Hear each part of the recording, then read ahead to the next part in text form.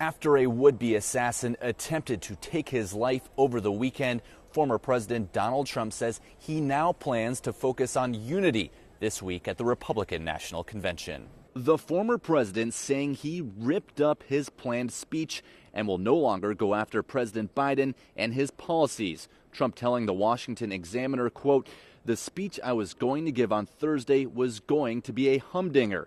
Had this not happened, this would have been one of the most incredible speeches. Honestly, it's going to be a whole lot different speech now." I think the tone is really going to impress people. Trump arrived in Milwaukee Sunday, just one day after the attack at his rally in Pennsylvania.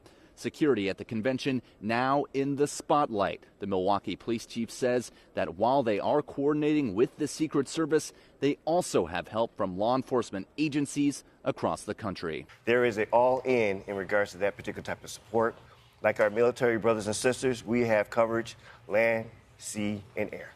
Each day at the convention this week will focus on a specific topic. Today's theme, Make America Wealthy Again, followed by Make America Safe Again on Tuesday, Make America Strong once again Wednesday, and culminating Thursday with Make America Great once again. On top of all the other breaking news, we're also learning that the federal judge in former President Trump's classified documents case has dismissed all of those charges.